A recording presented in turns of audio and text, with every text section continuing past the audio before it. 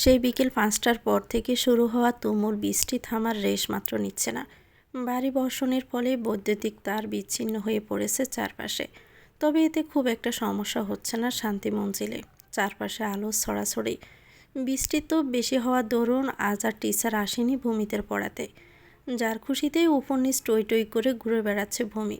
রোজ রোজ সন্ধ্যা নামলে এক আতঙ্ক মনে এসে জেগে বসে, স্যার আসবেন, পুনরায় এক গাদা পড়া নিয়ে বসতে হবে। তো আজ আর নেই। মনের খুশিতে হাসছে আর বৃষ্টির জমজম আওয়াজে উপভোগ করছে। বৃষ্টিভূমি তেমন পছন্দের তালিকায় না পড়লেও আজ তা খুব একটা খারাপ লাগছে না, বরং প্রয়োজনের তুলনায় একটু বেশি আনন্দ লাগছে মনটা। বারবার ছুটে যেতে মন চাচ্ছে ছাদে, কিন্তু তার অনুমতি পাওয়া হবে না কারো থেকেই, তা ভালোই জানা আছে। সন্ধ্যা পার হতেই দুই যা ব্যস্ত হয়েছেন কিচেনে। বৃষ্টির মাঝে পাকোড়া খাওয়ার মজাটাই তো আলাদা। সেখানে এটা তো ছেলের প্রিয় জিনিস, না বানালেই নয়। দুই যা গল্প করতে করতে নিজেদের কাজ করতে ব্যস্ত। রান্নাঘর থেকে কিছু সুন্দর গন্ধ পেয়ে বউ মেরে এসে দাঁড়ায় দরজার সামনে। কিছু সময় দাঁড়িয়ে দাঁড়িয়ে তীক্ষ্ণ দৃষ্টিতে তাকিয়ে দেখতে লাগলো মা আর মনির কাজ। হুট করে মনের মাঝে ইচ্ছেরা প্রজাপতিরা ডানা চাপটালো। সেও যদি আদ্র ভাইয়ের জন্য নিজ হাতে বানিয়ে তা সুন্দর করে পরিবেশন করে ওনার জন্য নিয়ে যায়, তাহলে নিশ্চয় তিনি খুশি হবেন। আর সাথে তখনের এমন করে কথা বলার জন্য সরিও বলে নেওয়া যাবে। যেমন ভাবনা তেমন কাজ। মাকে বললে নিশ্চিত চোখ রাঙানো খেতে হবে, সাথে এক গাদা বকা তো ফ্রিতে দিয়েই দিবেন। তাই দৃঢ় পা ফেলে এগিয়ে গিয়ে দাঁড়ালো মনির পাশে। শাড়ির আঁচলটা টেনে নিয়ে তা ধরে আঙ্গুলে ফেঁসাচ্ছে আর বলতে হাঁসফাঁস করছে। কিভাবে বলবে, কেমন লজ্জা লজ্জা লাগছে বলতে। জীবনে কোনোদিন আশেপাশে আসেনি, আজ হুট করে একটা কথা কি নির্দ্বিধায় বলে দিতে পারবে নাকি? সাবরিনা মেয়েকে পড়া পেলে কিচেনে এসে দাঁড়িয়ে থাকতে দেখে ব্রু কুঁচকে তাকালো। দমকে স্বরে জিজ্ঞেস করলো, তুই না পড়ে এখানে এসে কেন দাঁড়িয়ে আছিস? ভূমি মায়ের দিকে তাকিয়ে বোকা হাসলো। মায়ের প্রশ্নের উত্তর না দিয়ে মনির দিকে তাকিয়ে আহ্লাদী কণ্ঠে বলে ওঠে, ও মনি, আমিও বানাবো তোমাদের সাথে। সাবিনা হাতে স্টিলের স্টেইনার দিয়ে পাকোড়াগুলো এদিক সেদিক নাড়াতে নাড়াতে হাসি মুখ করে তাকালেন মেয়ের দিকে। পরপর চোখ আগের জায়গায় রেখে বলেন, মেয়ে কি বলে? তুই কিভাবে পারবি? তেলের জিনিস বেশ সাবধানে করতে হয়। রান্নার বিষয়ে তোর কোনো অভিজ্ঞতা নেই মা? বমি সে তো শুনতে নারাজ। নাছড় বান্দার মতো জেদ ধরল সে পারবে। মেয়ের এমন ঘ্যান ঘ্যান করা দেখে সাবরিনা অতিষ্ঠ হয়ে বলেন, দাও আপা, শিখারও দরকার আছে। কয়দিন পরে বিয়ে দিলে পরের বাড়ি গেলে তো এসব করা লাগবে নাকি? বমি কপাল কুঁচকালো মায়ের কথা শুনে। মুখ ফুলিয়ে গম্ভীর স্বরে করে বলল, আমি পরের বাড়ি যাব কোন দুঃখে? আমি তো সারা জীবন এই বাড়িতেই থাকবো, তাই না মনি বলো? আর তোমাদের হাতের মজার মজার রান্নাই সারা জীবন খাবো, দেখো। সাবিনা সিরিয়াস ভঙ্গিতে শান্ত কণ্ঠে বললেন, আমরা কি আর সারা জীবন থাকবো বল? বয়স হয়েছে, আজ আসি কাল নাও থাকতে পারি। মনির কথা শুনে ভূমি মুখ ভার করল। মায়েরা থাকবে না কথাটা যেন বুকের ভিতর স্যাঁত করে উঠল। কষ্টে বুকটা মুচড়ে উঠল। কাঁদো কাঁদো মুখ করে ধরা গলায় বলল, তোমরা আমাকে ইমোশনাল করছো কেন এত? সুন্দর একটা মুডে আছি। দুই মাকে পিছন থেকে একসাথে জড়িয়ে ধরে হেসে বলে, তোমরা কোথাও যাবে না। যতদিন আমি থাকবো ততদিন তোমাদেরও থাকতে হবে। আমি কিছু জানি না, আমি বানাবো আর কোনো কথা না। এ বলে পাশের বেসিন থেকে হাত ধুয়ে মনিকে সাইডে করে চিংড়ি মাছের পাকোড়া বাছতে বল থেকে কিছুটা হাতে তুলে নেয়। সাবিনা মেয়ে জেদে হার মেনে আর কিছু না বলে শিখিয়ে দিতে থাকেন কিভাবে ধরতে হবে, কিভাবে দিতে হবে। বমি কাপা হাতে এগিয়ে এক এক করে বেশ কয়েকটাই তেলে ছেড়ে দেয়। সবগুলো ডুবো তেলে ছেড়ে প্রফুল্ল চোখে সেদিকে তাকিয়ে এঁটো হাত দিয়ে দু হাতে তালি দিয়ে সশব্দে হেসে ওঠে। ভাব নিয়ে বলে, দেখলে তো, আমাকে যতটা অকর্ম ভাবো, আমি কিন্তু তত মোটেটাও নয়। মেয়ের সামান্য এই বিষয়ে এতটা খুশিতে দুই মাও একসাথে হেসে উঠলেন। স্টাডি রুমে বসে মইয়ে মুখ গুজে পড়তে ব্যস্ত আদ্রি। সামনের চেয়ারটায় দুপা সমানভাবে তুলে বেশ মনোযোগ দিয়ে পড়ছে। নিজের ঘর থেকে আদ্র মোবাইল টিপতে টিপতে সিঁড়ি দিয়ে বেয়ে সোজা স্টাডি রুমের সামনে এসে দাঁড়ায়। একা বোনকে পড়ার টেবিলে দেখে ব্রু কিঞ্চিত করে কুঁচকে আসে। শক্ত কণ্ঠে বোনের উদ্দেশ্যে প্রশ্ন করে, তুই একা কেন? ওই মেয়েটা কোথায়? আকস্মিক পড়ায় ডুবে থাকা আদ্রি ভাইয়ের আওয়াজ পেয়ে হিকসিকিয়ে ওঠে। সামনের চেয়ারে উঠিয়ে রাখা পা দরপড়িয়ে নিচে ফেলে উঠে দাঁড়ায়। ভয় পেয়ে আমতা আমতা করে বলে, বমি মনে হয় কিচেনে। এই অসময়ে ভূমি কিচেনে কথাটা ভেবেই আদ্র অবাক হয়ে তাকায়।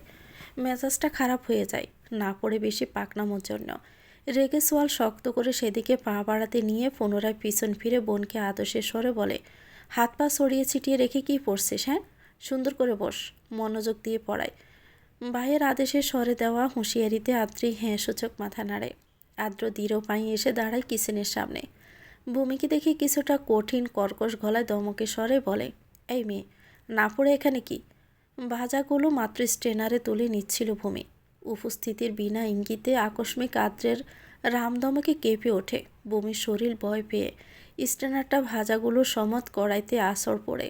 ডুবু ডুবু তেলের উপর ধরে রাখা ছিল ভূমির হাত, যার ফলে তেল এসে ভূমির ডান হাত হুমড়ে পড়ে।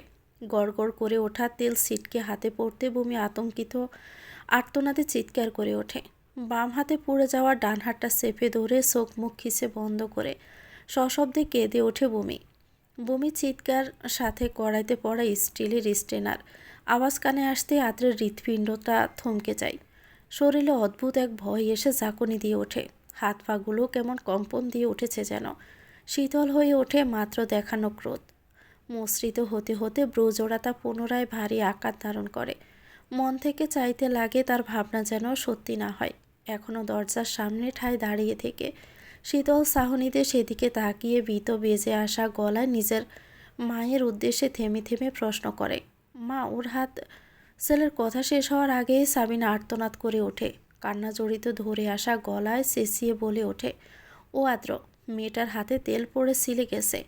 সশব্দে সমান তালে কানে এলো তিন মানবীর কান্নার শব্দে তৈরি হওয়া এক অদ্ভুত আহাজারি। আদ্র যেন হুঁশ খুইয়ে ফেলেছে। সে কিভাবে যাবে? এগিয়ে গিয়ে বমির হাতটা দেখলে নিজেকে সামাল দেবে কিভাবে? কম্পমান হৃদয় যেন বুক ছিঁড়ে বেরিয়ে আসবে। তার কারণেই তো তার মায়ারানীর আজ এতটা বিপর্যয় ঘটে গেল। আদ্র হুঁশে ফিরতে বরফের ন্যায় জমে যাওয়া পদচারণ টেনে ভিতরে প্রবেশ করালো। হিকসিকিয়ে দাঁড়ালো বমির সামনে।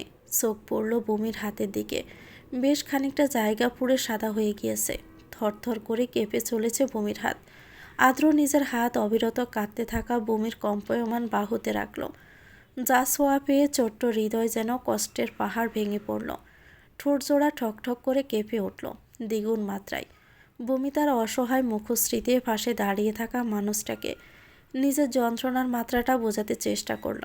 কিন্তু মেয়েটা তো জানে না তার হাতে লাগা ব্যথাটা মানুষটা তার বুকে তীব্র থেকে তীব্রভাবে অনুভব করছে। সাবরিনা কি করবেন যেন জ্ঞানশূন্য হয়ে পড়েছেন। একবার মেয়ের ক্রন্দনরত মুখের দিকে তাকিয়ে ফুঁপিয়ে উঠেছেন, তো পুনরায় মেয়ের হাতের দিকে ঝুঁকে তাতে সর্বোচ্চ শক্তি দিয়ে ফুঁ দিয়ে বাতাস করতে চেষ্টা চালাচ্ছেন, যাতে জ্বালাভাবটা কিছুটা অন্তত নিরাময় হয়। আদ্র হুট করে বমিকে টেনে পাশের বেসিনে নিয়ে হাতটা আলতো করে ধরে কল চালিয়ে তার নিচে রাখে। ঠান্ডা পানির সোয়াবে ভূমি বাম হাতে আদ্রের টি শার্টের কলার চেপে শক্ত করে ধরে।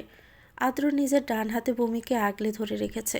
অসহায় করুণ দৃষ্টিতে তাকাচ্ছে বারবার। মায়াভরা কাতর কণ্ঠে শোধায়, কষ্ট হচ্ছে খুব? আদ্রের এমন কোমল কণ্ঠে করা প্রশ্নে ভূমির কান্না যেন আরও বেড়ে যায়। ঠোঁট উল্টে হু হু করে কেঁদে ওঠে। উপর নিচ মাথা দুলিয়ে জানাতে চায় তার খুব কষ্ট হচ্ছে। প্রায় মিনিট পাঁচেক ঠান্ডা পানিতে হাত চুবিয়ে আদ্র পিছন ফিরে মামনিকে তাড়া দিয়ে বলে, মামনি, বার্ন ক্রিম নিয়ে আসো তাড়াতাড়ি। সাবরিনা ঘুরে দ্রুত পায়ে এগোতে নিলে সাবিনা থামিয়ে দিয়ে বলে, বাবা, বার্ন ক্রিম তো ঘরে আনানো নেই। মায়ের খামখেয়ালিপনা কথা শুনে আদ্রের মেজাজ ধক করে ধরে ওঠে। প্রয়োজনীয় জিনিস ঘরে নেই কথাটা শুনতে বিরক্তি এসে হানা দেয়, কিন্তু মুহূর্তে নিজেকে সামলে নেয়। ভূমিকে দৌড়ে সোফায় এনে বসায়। গড়ির দিকে একবার চোখ ফেলে কাটা তখন 7:20। সময় খুব একটা না হলেও ভারী বর্ষণের ফলে পরিবেশে এতটা নির্জীব নিস্তব্ধ হয়ে আছে যেন মধ্যরাতের প্রহর। আদ্র পকেট হাতড়ে নিজের মোবাইলটা খুঁজে না পেয়ে এদিক সেদিক তাকাতেই দেখে তা মেঝেতে পড়ে আছে। বিরক্তিতে চোখ শব্দ করে ললাটে হাত ঘষে চোখ বুজে নেয়। পট করে খুলে মামনিকে বলে ঠান্ডা পানিতে কাপড় দিয়ে যেন হালকা হাতে বমির হাতটা মুছতে থাকে। কথাটুকু বলে দেওয়ালের একপাশে রাখা ছোট্ট সেলফটা থেকে বাইকের চাবি আর হেলমেটটা নিয়ে যেতে নিলে সাবিনা উদ্বিগ্ন হয়ে বলে, কোথায় যাচ্ছিস এমন বৃষ্টিতে বাইক নিয়ে? আদ্র না ফিরে জবাব দেয়, ওষুধ আনতে। কথাটা শুনে বমির হিসকি তোলা কান্না থেমে যায়। চোখ তুলে তাকায় হুড়মুড়িয়ে বের হতে নেওয়া আদ্রের দিকে। কান্নায় মিয়ে যাওয়া ধরা গলায় ডাকে, আদ্র ভাইয়া। এগোতে নেওয়া পদক্ষেপ থেমে যায়। বমির আওয়াজে তার বুক মুচড়ে ওঠে। দপদপ করতে করতে থাকা তা যেন বের হয়ে আসবে। সহসায় পিছনে ফিরে তাকায়। বমি পুনরায় কেঁপে ওঠা গলায় বলে, বাহিরে অনেক বৃষ্টি, প্লিজ বাইক নিয়ে যাবেন না, ভিজলে আবার জ্বর চলে আসবে। বমির আকতি কণ্ঠে বলা কথাটা আদ্রের মস্তিষ্কে প্রবেশ করে। এক অদ্ভুত অনুভূতি মনের ভিতরে চেয়ে যায়। পুনরায় এগিয়ে আসতে আসতে মাথা নাড়ে। হেলমেট আর চাবিটা টেবিলে রাখে। হুঙ্কারে ঝুলিয়ে রাখা কারের চাবিটা হ্যাঁচকা টানে এক প্রকার দৌড়ে বেরিয়ে যায়। বাহিরে সবার আওয়াজ পেয়ে এতক্ষণে আদ্রির হুঁশ হয়। বই বন্ধ করে বাবুক দৃষ্টিতে সে বেরিয়ে আসে। সোফায় বসে বোনকে মায়েদের কাঁদতে দেখে উদ্বিগ্ন হয়ে এগিয়ে গিয়ে বোনের অবস্থা দেখে নিজেও কেঁদে ফেলে। মিনিট 20 পর আদ্র দৌড়ে হাতে কিছু মেডিসিন নিয়ে ভিতরে ঢুকে। মায়েরা তখনও পানি দিতে ব্যস্ত। আদ্র ক্রিমটা পকেট থেকে খুলে হাঁটু গেড়ে বসে পড়ে বমির সামনে। চুল থেকে টপ টপ করে ফোঁটা ফোঁটা পানি পড়ছে। পুরোটা না ভিজলেও মাথাটা আর গায়ে কিছুটা পানি লেগে আছে। আদ্র আলতো হাতে বমির ডান হাতটা আগলে তা হাঁটুর উপর রাখে। ক্রিমটা নিয়ে আলগোছে লাগাতে নিলে বমি অস্পষ্ট স্বরে বলে চোখ বন্ধ করে নেয়। আদ্রি বোনকে চাপটে ধরে রেখেছে। আদ্র আরও কিছুটা ঝুঁকে হাতে ফু দিয়ে দিয়ে ক্ষতস্থানে ওষুধ লাগাচ্ছে। বাড়ি কণ্ঠে বলে ওঠে, কেন এমন করে হাত থেকে স্টেপনারটা ফেলতে গেলে? আর কে বলেছিল তোমাকে রান্নাঘরে যেতে? আদ্রের শক্ত কণ্ঠে বমির অভিমান বেড়ে যায়। নাক ফুলিয়ে বলে, ইচ্ছে করে ফেলেছি নাকি? আপনি হুট করে এসে ধমকে উঠলেন। ভয় পেয়ে তো আমার হাত থেকে কিভাবে জানি পড়ে গেল। বমি কথাটা যেন তীরের মতো লাগলো আদ্রের বক্ষে।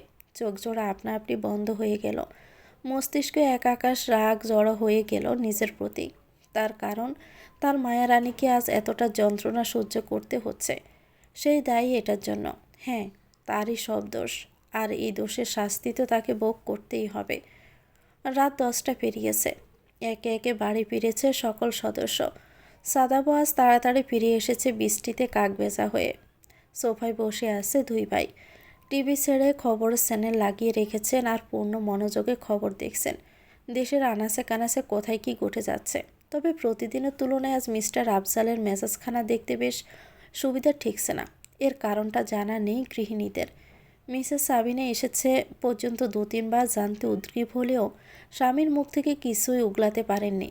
ক্ষান্ত হয়ে হাল ছেড়ে দিয়েছেন ঠিকই, কিন্তু টেবিলে খাবার সাজাতে সাজাতে বারবার তাকাচ্ছেন আর চোখে। সাথে মিসেস সাবরিনাও খেয়াল করেছেন ব্যাপারখানা। তবে তার তো অত সাহস নেই যে বড় বাসুরকে এ বিষয়ে কিছু জিজ্ঞেস করবেন। অবশ্য স্বামীকে চোখের ইশারা বোঝাতে চেয়েছিলেন, কিন্তু তিনিও ব্যর্থ। টেবিলে খাবার সাজিয়ে সবাইকে হাঁক লাগাতে একে একে এসে বসে পড়েছে সবাই। আদ্র নেমে এসে মাত্র চেয়ার টেনে বসেছে বাইয়ের পাশের চেয়ারে। বমির আগমনের অপেক্ষায় এখনও খাবার শুরু করা হয়নি। দুই যা বুঝতে পেরে মুখখানে একটুকুনি করে নিয়েছেন ভয়ে। এখনও স্বামীদের জানানো হয়নি মেয়ের হাতের এই দশা। যদি জানতে পারে রান্নাঘরে গিয়ে তেল ফেলে হাত পুড়িয়েছে, তাহলে আর আস্ত রাখবে না। দুই কর্তার কড়া নিষেধ মেয়েদের যেন আগুনের ধারে কাছেও যেতে না দেওয়া না হয়। দুই মেয়ে তাদের রাজকন্যা, চোখের মণি। এসব বিপজ্জনক কাজে যেন না জড়ায় কখনো। এখন কিভাবে বলবে তাদের অনুমতি পেয়ে মেয়েটা এই কাজে নেমেছে? প্রায় বসে থাকার মিনিট 5 পার হতে ভূমি নামছে না দেখে মিস্টার আফজাল তীক্ষ্ণ নজর ফেলে স্ত্রীকে জিজ্ঞেস করে, ভূমি কোথায়? আসছে না কেন এখনো? সাবিনা সোড়া চোখে একবার নিজের বোনের দিকে তাকিয়ে আমতা আমতা করে ভীত গলায় বলে, বমি খাবে না বলল, ঘুমিয়ে পড়েছে, মেয়েটার শরীর ভালো লাগছে না। মিস্টার তোফাইল মেয়ের শরীর খারাপ শুনে পট করে চেয়ার ঠেলে উঠে দাঁড়ায়। নিজের স্ত্রীর দিকে তাকিয়ে জিজ্ঞাসু গলায় বলে, তুমি তো আমাকে বলোনি এ কথা। কি হয়েছে আমার মায়ের? সাবরিনা হাসতে চেষ্টা করলেন। দৃঢ় কণ্ঠে বললেন, আরে তেমন কিছু না, মাথা ব্যথা করছে একটু। তাই তুমি বসো, খেয়ে নাও। আদ্র মায়েদের এমন মিথ্যে বানোয়াট কথায় যেন তিক্ত বিরক্ত হয়ে উঠল। রাগ উঠল, মুখশ্রী শীতল রাখতে চেষ্টা করল। বসে না থেকে নিজের প্লেটে না নিলেই নয়, ঠিক সেই পরিমাণে ভাত নিয়ে 2 লোকমায় তা শেষ করে উঠে চলে যেতে নিলে মিস্টার আফজাল শক্ত কর্কশ গলায় পিছন থেকে ডাক দেন, আদ্র, কোথায় যাচ্ছ এটুকু খেয়ে? আদ্র সম্মানের সহিত পিছন ফিরে স্বাভাবিক ভঙ্গিতে জবাব দিল, এটুকুতে পেট ভরে গিয়েছে বাবা, ঘরে যাচ্ছি। আফজাল পুনরায় কণ্ঠ মোটা করে বলল, তোমার সাথে আমার কথা রয়েছে, খাওয়া শেষ হওয়া পর্যন্ত অপেক্ষা করো। আদ্র তপ্ত ভারী শ্বাস ফেলল। একবার চোখ ফেলে উপরের দিকে চাইল। মেয়েটা তো এখনও খায়নি, নিজে খেতেও পারবে না সেটা ভেবে এটুকুই খেয়ে উঠে গিয়েছে খাবার নিয়ে যাবে বলে। কিন্তু পথের মধ্যে বাটা পড়ে আদ্র বেজায় ক্ষিপ্ত হলো, কিন্তু তা বুঝতে দিল না। ঠিক আছে বলে মাথা নেড়ে বসলো সোফায়। আর বারবার তাকাচ্ছে ঘড়ির দিকে, ভাবছে মেয়েটা ঘুমিয়ে পড়েছে কিনা কে জানে। খাবার শেষে মিস্টার আফজাল বেসিনে হাত ধুয়ে মুছতে মুছতে এগিয়ে এসে দাঁড়ালেন আদ্রের সামনে। বাবাকে দাঁড়িয়ে থাকতে দেখে আদ্র সম্মানসূচক উঠে দাঁড়ালো। বাবা বসতে বসতে ছেলেকেও বসতে আদেশ দিলেন। পাশে এসে বসলেন তোফায়েলও। সাদাব খাবার শেষ করে চলে যেতে নিলে আফজাল সাদাবকেও ডাকে। বায়ের পাশে বসতে ইশারা করে। বাধ্য ছেলের মতো সাদাবও বসে পড়ে। আজ বড় আব্বুর এমন সিরিয়াস ভঙ্গি দেখে সাদাব বেশ ভয় পাচ্ছে। কি হলো, কী জন্য এমন মিটিং বসালো কে জানে। দূর থেকে উদ্বিগ্ন উৎকণ্ঠা নিয়ে তাকিয়ে আছে দুই যা সাথে আদ্রি। বাবাকে চুপ করে নিচের দিকে তাকিয়ে বসে থাকতে দেখে আদ্র ঘড়ির দিকে তাকিয়ে সময়টা দেখে নেয়। কৌতূহলী কণ্ঠে জানতে চায়, কিছু বলবেন বাবা? আফজাল চোখ তুলে ছেলের দিকে তাকিয়ে বেশ সিরিয়াস হয়ে ভারী কণ্ঠে প্রশ্ন ছুড়ে দেন, আজকাল কি গুন্ডা মাস্তানদের খাতায় নিজের নাম লিখিয়েছ নাকি? মিস্টার আফজালের কথা শুনে উপস্থিত সকলের চোখ ছানা বড়া হয়ে এলো। মিসেস সাবিনা দুফা পেলে এগিয়ে এসে দাঁড়ালেন ছেলের পিছনে। আদ্র বাবার কথার মানে বুঝতে না পেরে স্বাভাবিকভাবেই জিজ্ঞেস করল, ঠিক বুঝলাম না, কি হয়েছে? তেতে ওঠা স্থূল কণ্ঠে ধমকে উঠে বললেন, রাস্তাঘাটে মারামারি করার জন্য তুমি দেশে ফিরেছ? স্বামীর মুখে এমন কথা শুনে সাবিনা হিকসিকিয়ে যান ভয়ে ভয়ে। তাকান ছেলের কাঁধে হাত রেখে সামনে। ভীত কণ্ঠে স্বামীর উদ্দেশ্যে বলেন, কি বলছেন আপনি এসব? আমার ছেলের নামে কি বলেছি সেটা তোমার ছেলেকে জিজ্ঞেস করো, আমাকে না। বাবার কথা আন্দাজ করতে পারলেও আদ্র অজানা ভঙ্গিতে মুখ করে তাকিয়ে বলল, আমি তো কাউকে মারিনি। কে বলল এই কথা? তুমি ইকবাল সাহেবের ছেলেকে মারোনি? এবারের কথায় আদ্র নড়ে সড়ে উঠল। মুখে কিছুটা হাসির রেখা টেনে স্বাভাবিক গলায় বনিতাহীন জবাব দিল, ও আচ্ছা, ওই ছেলেটা। আমি তো ওকে মারিনি, শাস্তি দিয়েছি। আফজাল তেলে বেগুনে জ্বলে উঠেও হুঙ্কার ছাড়েন, মারনি শাস্তি দিয়েছ মানে? দুটো কি আলাদা বিষয়? ছেলেটা দুইটো হাতে খারাপভাবে ফ্র্যাকচার হয়ে গিয়েছে, প্লাস্টার করা হয়েছে। ডাক্তার বলেছেন 3 মাসে ওই হাতে কোনো কাজ করতে পারবে না। আদ্র আবার কিছুটা শব্দ করে হেসে উঠল।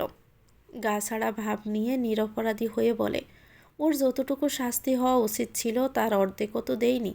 আমি তো শুধু ওর হাত ধরেছিলাম। আর ওর হাত যদি এতটা নাজুক হয় আমার দোষ কি তাতে?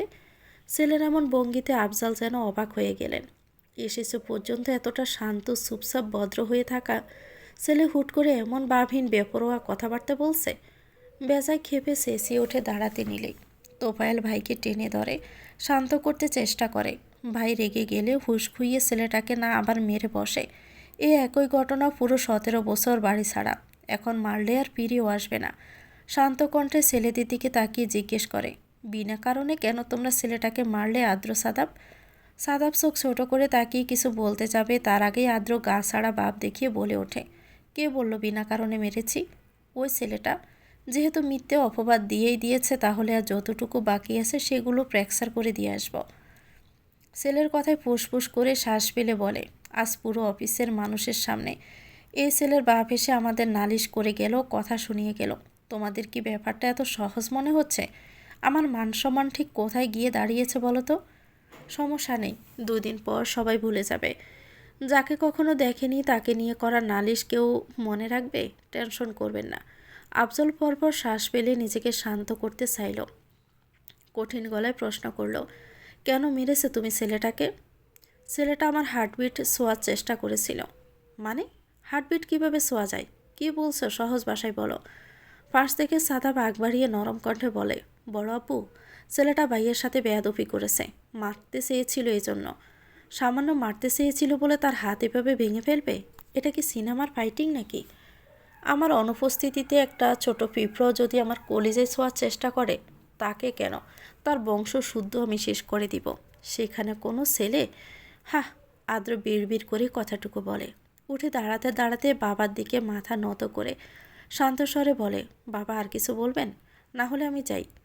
আফজাল কিছু বলতে মুখ খুললেও পুনরায় বন্ধ করে নিলেন। মুখে সচূষক শব্দ করে মাথায় হাত দিয়ে দমে বসে পড়লেন ঝুঁকে।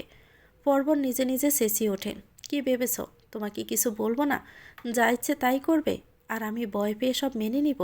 ভুল ভাবছ। এমন কিছু দ্বিতীয়বার দেখলে আমার থেকে খারাপ আর কেউ হবে না। সাবিনা কান্না ভেজা কণ্ঠে স্বামীকে বলে, কি বলছেন আপনি? আপনি ছেলেটার রাগ সম্পর্কে জানেন না। যদি আবার বাড়ি ছেড়ে বলে যায়, তুমি আর একটাও ধমকে কথা বলবে না ওর সাথে। আদ্র উঠে মায়ের কাঁধ জড়িয়ে ধরে বলে, চিন্তা করো না মা, যে কারণে বাড়ি ছেড়েছিলাম সে কারণেই থেকে যাব পার্মানেন্ট। টেবিলের সামনে গিয়ে দাঁড়াতে দুই মা হন্য হয়ে উঠে পড়ে লাগে কি হয়েছে, কেন মেরেছে আর কাকে মেরেছে তা জানতে। আদ্র মুখ স্বাভাবিক রেখে বলে, বখাটে ছেলে একটা আমার সাথে বেয়াদবি করেছে, তাই হাতটা আস্তে করে একটু মুচড়ে দিয়েছিলাম। বৃষ্টি তোর বেশ খানিকটা কমেছে, এখন শুধুই দেখা মিলছে ঝিরিঝিরি পোটায় পড়া কিছু দানা মাত্র। রাত 10:40 কি 45-এ কাঁটা টিকটিক করছে। ঘর বেশ খানিকটা অন্ধকার করে নীল রঙের ড্রিম লাইটের আলোয় বালিশে হেলান দিয়ে হাঁটুতে মুখ গুজে বসে আছে ভূমি। ঘুমানোর জন্য বেশ ছটপট করলেও ঘুম ধরছে না চোখে। বারবার ভেসে উঠছে সন্ধ্যায় ঘটে যাওয়া নিজের সাথের ঘটনাটা। কেমন ভয় এসে হানা দিয়েছে যেন। সাদা ব্যান্ডেজে পেঁচিয়ে রাখা হাতটা বারবার সামনে এনে নাড়াছাড়া করছে আর দেখছে ঘুরিয়ে ঘুরিয়ে। জ্বালা করছে না যদিও, ওষুধ লাগাতে তা কিছুটা সেরেছে, কিন্তু হাতে যে এমন দাগ পড়ে গিয়েছে, কথাটা মাথায় আসতে যেন কান্না দলা পাকিয়ে উঠছে। হঠাৎ চাপিয়ে রাখা দরজায় ঠকঠক আওয়াজ পড়তেই চোখ ঘুরিয়ে সেদিকে তাকায়। হাতে খাবারের প্লেট নিয়ে আদ্রকে এগিয়ে আসতে দেখে বমি সোজা হয়ে বসে। অন্ধকার রুমে হুট করে কটকটে আলো জ্বলে ওঠায় চোখ মুখ কুঁচকে বন্ধ করে নেয় ভূমি। আদ্র সামনে এগিয়ে এসে বমির পাশে মুখটাকে আলতো হাতে আলগে নেয়। মোলায়েম কণ্ঠে জিজ্ঞেস করে, এভাবে বসে আছো কেন, খারাপ লাগছে? বমি কেঁপে ওঠে এসোয়াই, কেঁপে ওঠে এতটা শান্ত স্বরে বলা কথায় বুকে দুঃখ ফুকানি গটগট করে বাড়তে থাকে। শরীরের লোমকূপগুলো শিরশির করে খাড়া হয়ে ওঠে। হাতের অস্তরের সমস্ত বাহ্যিক ব্যথা বুলিয়ে এক শীতল শিহরণ বেয়ে যায় সর্বাঙ্গে। চোখ পিটপিট করে তাকায় সামনে থাকা মানুষটার দিকে, কেমন কাতর চাহনিতে তাকিয়ে আছে তার দিকে। ভূমি কি উত্তর দিবে সে তো আদ্র সামান্য মুখে ছোঁয়া পেয়ে যেন তুষারপাতে বর্ষিত বরফের ন্যায় জমে গিয়েছে। আজ ব্যথা পেয়েছে বলে কি লোকটা তার সাথে এতটা কোমল আচরণ করছে? ভূমির মুখের রেখা দুদিকে ছাড়িয়ে মনে মনে আওড়ালো, যদি দাগ থেকে ভালো কিছু হয় তবে তো দাগই ভালো।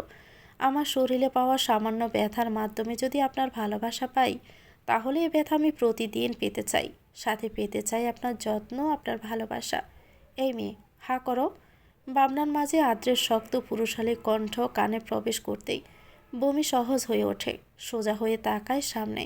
আদ্র চোখে ইশারা করতে নিজের মুখের সামনে খাবার দেখে অকপটে মুখ খুলে নেয়। আজকের দিনটা তার জন্য, শুধুমাত্র নিজের জন্য লিখিত। তা না হলে কি পরপর এত বড় বড় চমক তাকে পেতে হতো? 2-3 লোকমা খেয়ে ভূমি ডোক গিলে হঠাৎ বলে ওঠে, আদ্র ভাইয়া, সরি। আদ্র বিস্ময় নিয়ে তাকায় ভূমির দিকে। পরপর মুখভঙ্গি সহজ করে আলতো হাসে, তবে জানতে চায়নি কেন মেয়েটা তাকে সরি বলেছে। ভূমি আদ্রের দিকে আগ্রহ ভরা দৃষ্টি ফেলে তাকিয়ে অপেক্ষা করছে কখন আদ্র ভাইয়া জানতে চাইবে কেন সে সরি বলল, কিন্তু আদ্রের থেকে কোনো আগ্রহ এলো না। সে তো চুপচাপ খাইয়েই যাচ্ছে। ভূমি ডোক গিলে মুখ ফুলিয়ে তাকালো, কণ্ঠ ভারী করে বলল, জানতে চাইবেন না কেন সরি বললাম? না, সব কিছু জানার আগ্রহ থাকা ঠিক না, কিছু কিছু বুঝে নেওয়াই ভালো। আদ্রের সহজ শান্ত জবাবে ভূমি ঠোঁট উল্টে তাকালো। সে বলতে চাইছে, অথচ লোকটা কেমন অনীহা দেখাচ্ছে। দুষ্ট লোক একটা। তস্ত হয়ে বলল, আপনি না শুনলেও আমি বলবো। আদ্রভূমির অভিমানী কণ্ঠে বলা কথাটা শুনে মাথা নিচু করে ঠোঁট কামড়েই হাসল। মাথা তুলে জিজ্ঞেস করলো, আচ্ছা বলো কেন সরি? ভূমি অপরাধীর ন্যায় কণ্ঠ খাদে নামিয়ে বলতে লাগলো, আমার কারণেই আপনাকে মারামারি করতে হয়েছে, তার জন্য। তখন আপনার সাথে এভাবে কথা বলার জন্য, আর এখন বড় আব্বুর কাছে আমার কারণে বকা শোনার জন্য। ভূমির কথায় আদ্র নিঃশব্দে হেসে উঠল। মাথাটা নিচু করে ঝাঁকিয়ে সন্তপনে চোখ জোড়া ঠেকালো ভূমির মুখপানে। কিছু সেকেন্ড ফলবিহীন তাকিয়ে থেকে কোমল কণ্ঠে বলে, কারণটা তুমি হলেও জীবনটা তো আমার ছিল, অত সব তোমাকে ভাবতে হবে না। আদ্রের কথায় ভূমির বোধগম্য হলো না। ব্রু কুঁচকে তাকালো আদ্রের দিকে। কথাটা বার কয়েক মাথা আওড়ালো। অর্থাৎ শূন্য ফলাফল পেয়ে কৌতূহল নিয়ে প্রশ্ন করেই বসলো, মানে? আদ্র খাবারটুকু শেষ করে প্লেটে হাত ধুয়ে বমির মুখ মুছে দিতে দিতে বলল, মানে তোমাকে বুঝতে হবে না, বললাম না সব কিছু জানতে হয় না, বুঝতেও দরকার নাই।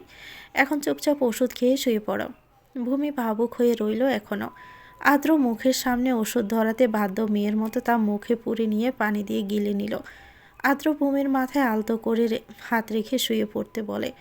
ভূমির জড়ো করে রাখা অমসৃণ ললাটে পুরুষালে চিকন ঠোঁটের উষ্ণ অদর শুয়ে দিল। আকস্মিক ঘটনায় হকচকিয়ে উঠল ভূমি। মুহূর্তে কেঁপে উঠল ভূমির ছোট্ট দেহ। চক্ষু জোড়া অবিশ্বাস্য চাহনিতে বের হয়ে যাওয়ার ন্যায় উদ্দাম হয়ে উঠল। কাঙ্ক্ষিত ব্যক্তির এমন অপ্রত্যাশিত কাজে ভূমি কিছু সময় যেন কর্তব্য বিমূঢ় হয়ে রইল।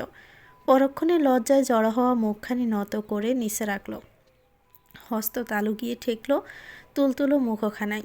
ভূমি হতভম্ব হলো নিজের মুখখানা পরিমাণের চেয়ে এতটা উষ্ণ অনুভব করে, যেন ধোঁয়া বের হচ্ছে।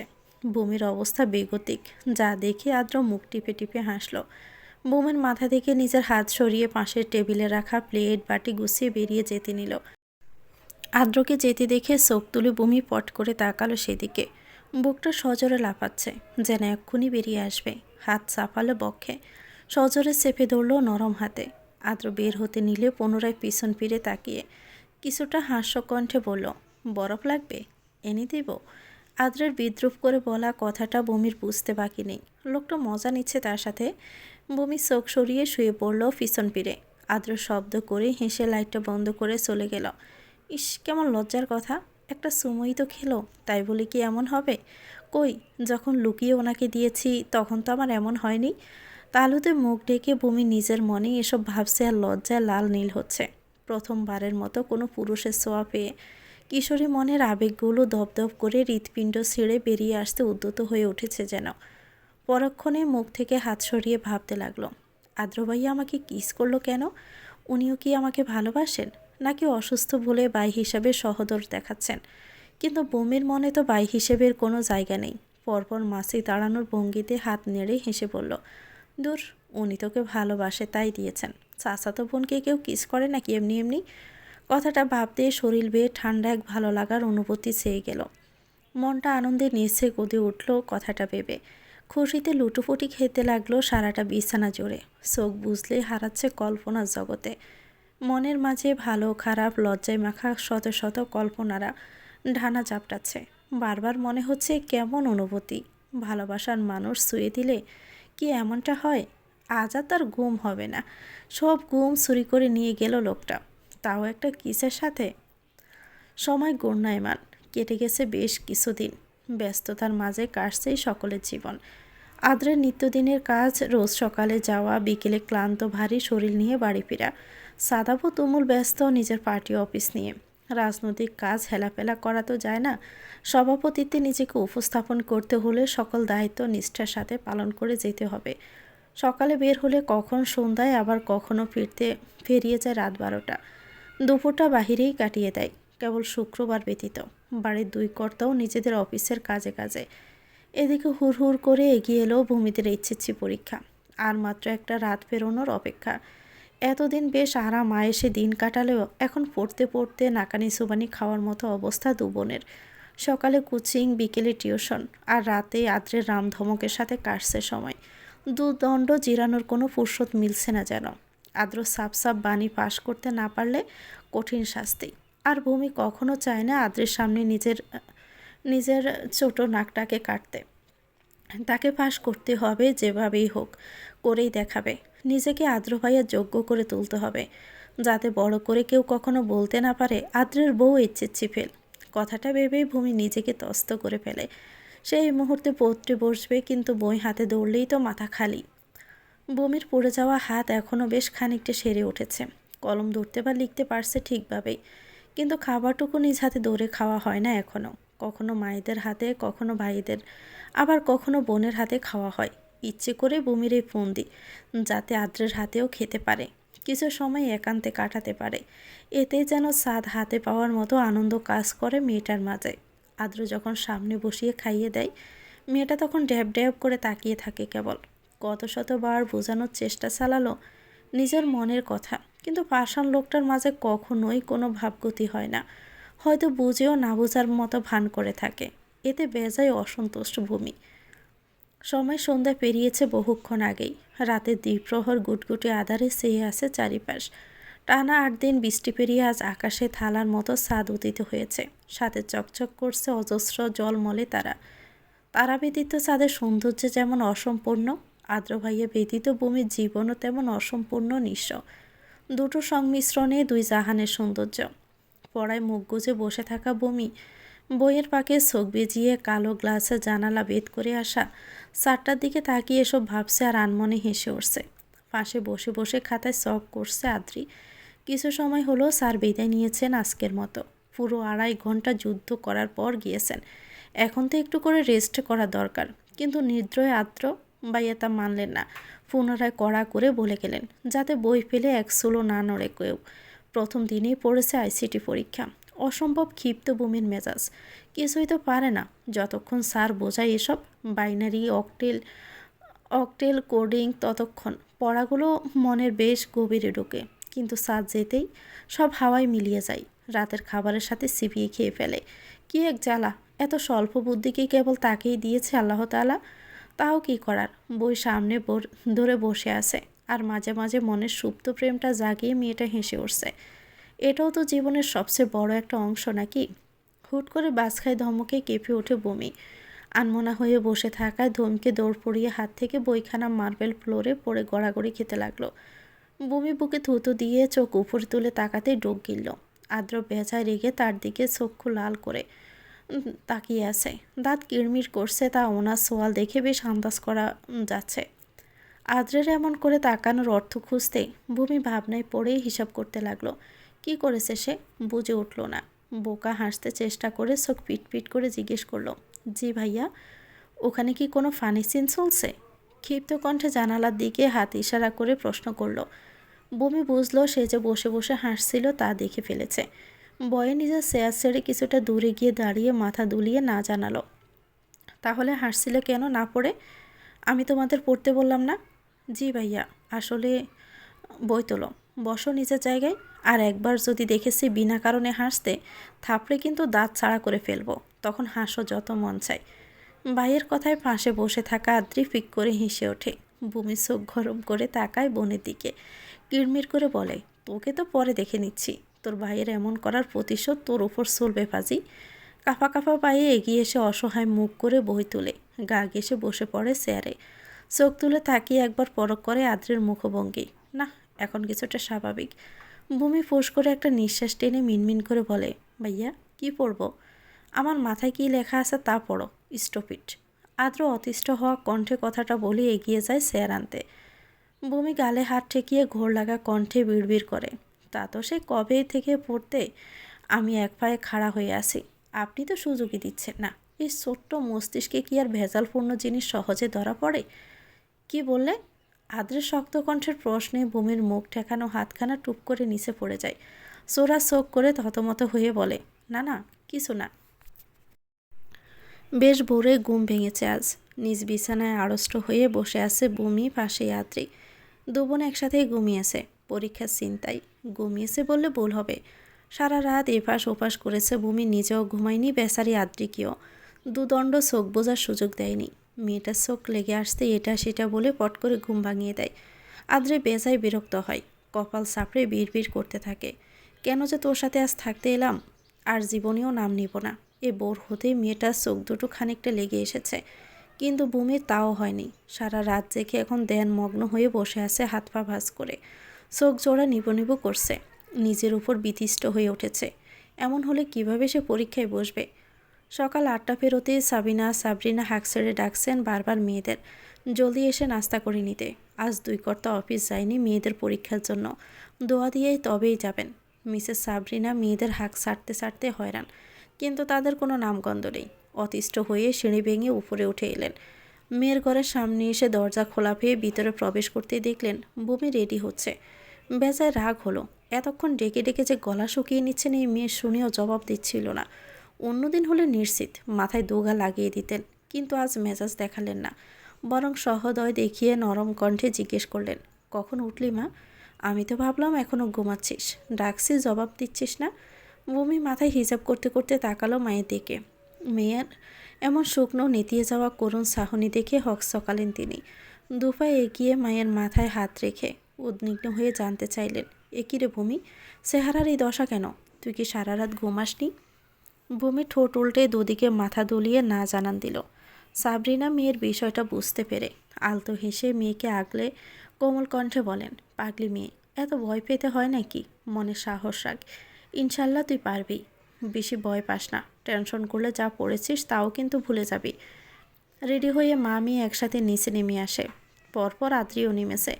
টেবিলে প্লেট সামনে বসে আছেন দুই কর্তা। এখনও খাওয়া হয়নি, মেয়েদের অপেক্ষায় বসেছিলেন। দুই মেয়ে উপস্থিত হতেই মিস্টার আফজাল হাসি মুখে জিজ্ঞেস করলেন, কি হলো, আমার মেয়েদের মন খারাপ কেন আজকের দিনে? বাবার কথায় আদ্রি হেসে উত্তর দেয়, না আব্বু, মন খারাপ না, রাতে ঘুম হয়নি এজন্য। খাবার সামনে ধ্যান করে বসে আছে ভূমি।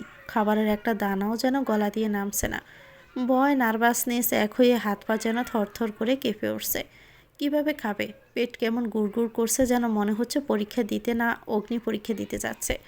সারা বছর হাত পা আর হাতে একটা ফাইল কলম নিয়ে হেলে দুলে পরীক্ষা দিতে যাওয়া মেয়ে কিভাবে এমন একটা কঠিন পরীক্ষায় নিজেকে বসাবে তা ভাবতেই ভয় পোকারা হাতড়ি পিটা করে জানান দিচ্ছে, ভূমি, তুই যদি ফেল করে আসিস। বয়াত চোখে একবার দৃষ্টি রাখলো পাশে বসে থাকা বোনের দিকে। সে তো কতটা আরামে খাচ্ছে, মুখে তার কোনো বয়ের ছাপ নেই। বমি অবাক হলো আদ্রিকে এতটা সিল মোটে দেখে। তবে কি পরীক্ষা নিয়ে টেনশন না করার কোনো টোটকা রয়েছে? বমিকে তা জানতেই হবে। মা, বাবা, বড় আব্বু, মনি সবাইকে সালাম করে দু বোন বেরিয়ে গিয়েছে। আজ প্রথম পরীক্ষার কেন্দ্র পড়েছে সিটির ভিতরের একটা কলেজে, যার জন্য সাথে করে যাচ্ছে সাদাব। আদ্র যেতে পারেনি, নিজেদের কলেজেও কেন্দ্র বসেছে। অবশ্যই আদ্রকে উপস্থিত থাকতে হবে, প্রিন্সিপাল স্যার জানিয়ে দিয়েছেন সেটা।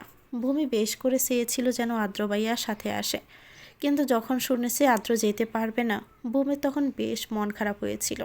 কিন্তু কি করার, ওনার দায়িত্ব ওনাকে তো পালন করতে হবে, তা ভেবে আর কিছু বলা হয়নি। আধ ঘন্টার মাঝে ভূমিদের গাড়ি এসে দাঁড়ায় কাঙ্ক্ষিত কলেজের সামনে। বাইরে থেকে বিদায় নিয়ে প্রবেশ করে ভিতরে। গার্ডিয়ানের প্রবেশ নিষেধ, যার কারণে সাদাবকে সেখানে যেতে থেকেই ফিরে যেতে হয়েছে, বোনেরা চোখের আড়াল হতেই। নতুন জায়গায় এসে এত মানুষের মাঝে ভয়টা যেন তরতর করে আরও বেড়ে উঠল। ভয়ে ভয়ে কাপা পায়ে নিজেদের ভবন খুঁজে এসে দাঁড়ালো হলের সামনে। ইয়া বড় একটা কক্ষে পড়েছে বমিদের সিট। রুল খুঁজে পেয়ে হতাশ হয়ে মাথায় হাত দিয়ে দাঁড়িয়ে রইল দুজনেই। একই হলে সিট পড়লেও একজন পড়েছে একেবারে সামনের সিটে, আরেকজন একেবারে পিছনের সিটে। বমির শেষ আশা ছিল বোনটা অন্তত দেখে লিখবে, কিন্তু তা মুহূর্তে মাটি হয়ে যেতে দেখে কেঁদে বাসাতে মন চাইছে। প্রথম বেল বাজতে বমি এসে নিজের সিটে বসতে যাবে, চোখ ছানা বড়া। শেষে কিনা তার পাশে একটা ছেলের জায়গা মিলল। এমনিতে ছেলেদের সামনে যেতে কেমন লাগে, সেখানে এতগুলো পরীক্ষা একটা ছেলের পাশে বসে দিবে। দুঃখে নিজের ভাগ্যকে বুকে জোকে বাসাচ্ছে। বমি তাকালো না সেদিকে। ছেলেটা তার বন্ধুদের সাথে কথা বলছে, সেটা কথার ধরন দেখে বোঝা যাচ্ছে। ভূমিকে বসতে দেখে বাকি ছেলেগুলোর থেকে বিদায় নিয়ে কিছুটা ঝুঁকে তাকালো ভূমির দিকে। আগ বাড়িয়ে বেশ শান্ত কোমল কণ্ঠে বলল, হাই, আমি আরিয়ান আফিফ, তোমার পাশের সিটটা আমার। হুট করে এগিয়ে ছেলেটার কথা বলায় বমি কিছুটা ঘাবড়ে গেল। সে কি উত্তর দেবে? নিজে থেকেই কথা বলবে? বুঝে উঠল না। ছোটবেলার দুই ছেলে বন্ধু বাদে আর কখনো কোনো ছেলের সাথে কথা বলা হয়নি, যার কারণেই সে নার্ভাস। বমিকে কিছু বলতে না দেখে ছেলেটা পুনরায় প্রশ্ন করল, তোমার নাম কি? বমি সৌজন্য হাসলো এবার। এতক্ষণে চোখ তুলে তাকালো পাশে বসা ছেলেটার দিকে। ড্যাব ড্যাব করে তার দিকে তাকিয়ে হাসছে, যেন কতদিনের চেনা। অপরিচিত বলে কথা বলতে ইচ্ছে না করলেও এই মুহূর্তে ছেলেটার সাথে ভাব দেখি কিছু করা ঠিক হবে না। আশেপাশে পরিচিত কেউ নেই, এখন এই ছেলেটাই একমাত্র তার ভরসা। চোখ মেলে ছেলেটাকে আপাদমস্তক পরখ করে নিলে বসে থাকা হলেও তার সে হাইটে বেশ উঁচু, স্বাস্থ্য মোটামুটি ভালোই। দেখে বুঝবার কথা না, ছেলেটা সবে ইন্টারমিডিয়েট দিচ্ছে। বমি ওদিকে মাথা গামালো না। চেহারাটা মোটামুটি ভালোই, কথাবার্তাও বেশ স্মার্ট। একটু আগে শুনলো তো, বমির সিক্স সেন্স জানান দিল নিশ্চয়ই পড়ালেখায়ও ভালো হবে। বমি মুখে হাসির রেখা টেনে উত্তর দিল, আমার নাম ভূমি। শুধুই ভূমি? ছেলেটার কথা পাল্টা প্রশ্ন শুনে বমি বিরক্ত হলো, তাও জবাব দিল, না, শুধু ভূমি নয়, আলিশা আহমেদ ভূমি। বেশ সুন্দর নাম, তুমি আমাকে আফিফ বলেই ডাকতে পারো। বমি মাথা নাড়ালো হেসে। তার মধ্যে হল গার্ডরা প্রবেশ করতে যে যার জায়গা দখল করে নিল। পেপার দিতে নিজেদের মতো লিখতে শুরু করলো সকলে। বমি কিছুটা লিখে আর হাত আগাতে পারছে না, চুপচাপ মুখে হাত দিয়ে মন খারাপ করে বসে আছে। বয়ে আড়ষ্ট হয়ে আসে, যদি এভাবে খাতা জমা দিয়ে দিতে হয় তাহলে তো নিশ্চিত পেল। বমির মনে ভয় এলো, সে কিভাবে আদ্রের সামনে যাবে। এই মুখে কি আর কখনো ওনার সামনে গিয়ে দাঁড়ানো সম্ভব? চোখ ঝাপসা হয়ে আসছে কষ্টে, আর চোখে একবার দেখলো ছেলেটাকে, কি কনফিডেন্সের সাথে লিখে যাচ্ছে। মন চাইছে একবার বলতে, দেখাতে, কিন্তু নিজের আত্মসম্মান বজায় রাখতে তাও পারছে না। এমসিকিউটা না হয় যেমন করে হোক দিয়েছে, কিন্তু সিকিউ তো দুইটা কমন এসেছে, তাই লিখে বসে আছে। আফিফ তা খেয়াল করলো, মৃদু আওয়াজ করে ডাকলো। বমি তাকাতেই চোখের ইশারায় জানতে চাইলেও সে কি পারছে না। বমি লজ্জা হলেও ইতস্ত হয়ে মাথা দুলালো দুদিকে। আফিফ কিছু না বলে লেখা বন্ধ করে এগিয়ে দৌড়ল বমির সামনে নিজের খাতা। খুশিতে চিকচিক করে উঠল নয়ন। ছেলেটার প্রতি ধারণা ভুল ছিল তার নিশ্চিত। কত ভালো ছেলেটা, বমির বেশ মায়া হলো ছেলেটার প্রতি। তাকে সাহায্য করেছে ভেবেই। কড়া গার্ডের মাঝে 3 ঘন্টা পার হতে সকল উদ্যত হয়ে উঠল বের হতে। বমি ফাইলপত্র হাতে নিয়ে পা চালিয়ে বেরিয়ে এলো হল থেকে। যতটা ভয় আর জড়তা নিয়ে পরীক্ষা দিতে এসেছিল, তার থেকেও দ্বিগুণ খুশি আর আনন্দ নিয়ে বাহিরে এসে আদ্রিকে পেয়ে খুশিতে লাফিয়ে উঠল। জড়িয়ে ধরে কথা জড়ি খুলে দিল। পরপর সব বন্ধুবান্ধবের সাথে আজ অনেক দিন পরে দেখা হয়ে ফুরফুরে মেজাজে নিচে নেমে এলো। গার্ডিয়ানদের গিজগিজ করা উপসে পড়া ভিড়। মানুষের শরীর আর মাথা ব্যতীত কোনো কিছুরই দেখা মিলছে না। গামের গন্ধে আড়ষ্ট। চারদিকে বিশ্রী এক অবস্থা সৃষ্টি হয়েছে। বিরক্তি নিয়ে একে অপরের হাত ধরে ভিড় ঠেলে ঠুলে যান বাঁচিয়ে গেট পার হতে চোখে পড়ে সামনে বাইকে হেলান দিয়ে বক্ষে হাত বেজিয়ে শটান হয়ে দাঁড়িয়ে থাকা আদ্রের দিকে। সাদা শার্ট গামে ভিজে শরীরের সাথে লেপ্টে আছে। জিম করা শরীরের প্রতিটি ভাঁজ স্পষ্ট প্রতীয়মান হয়ে উঠেছে। বমি আদ্রকে এ সময় এখানে দেখে বেশ খানিকটা অবাক হয়। সম্মোহনী দৃষ্টিতে তাকিয়ে ভাবতে থাকে, উনি তো পরীক্ষায় থাকার কথা, তবে এ সময় এখানে কিভাবে এসেছেন? আমার জন্য এসেছেন? কথাটা ভাবতেই আনন্দে মনটা নেচে উঠল। মুখে প্রাপ্তির হাসি ফুটে উঠল। তার মনের ইচ্ছে পূরণ হয়েছে আজ। কথাটা ভেবেই উঠতে লাগলো কল্পনার আকাশে। আদ্রিসহ বাকিরাও নিজেদের স্যারকে এখানে দেখে বিস্ময় নিয়ে তাকায়। বমি অস্পষ্ট স্বরে বলে ওঠে, আদ্র ভাইয়া। ভূমির মুখে ভাইয়া ডাকটা শুনে সবাই আশ্চর্যান্বিত হয়ে তাকায় ভূমির দিকে। রাকিব পাশ থেকে বলে ওঠে, ভাইয়া মানে? ভূমি, তুই আদ্র স্যারকে ভাইয়া বলছিস কেন?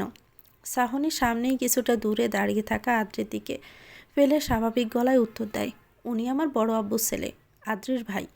ভূমির কথা শুনে সকলেই অবাকের মুখ হা হয়ে যায়। এমন কিছু তারা কখনোই ভাবতে পারেনি, আশাও করেনি। এতগুলো মাস হয়ে গেল, কখনো তো জানলো না স্যার যে ওদের ভাই। বাকিরা অবাক হলেও মিথিলা তেমন প্রতিক্রিয়া দেখালো না, সে তো প্রথম থেকেই জানতো। রাকিব অবিশ্বাস্য মুখ বিস্ময় নিয়ে পুনরায় বলে, তোরা কিন্তু কখনো বলিসনি স্যার তোদের ভাই হয়। রাকিবের প্রশ্নের সাথে তাল মিলিয়ে সমান তালে বাকিরাও মাথা দোলায়। তারাও জানতে উদ্গ্রীব হয়ে চেয়ে আছে। রাকিবের মুখে ভাই সম্বোধনটা শুনে ভূমি রেগে মেগে চোখ গরম করে তাকায়। শক্ত কণ্ঠে বলে, বললাম না বড় আব্বুর ছেলে উনি, আদ্রির ভাই, আর আমার চাচাতো ভাই। আমার ভাই না, বুঝলি?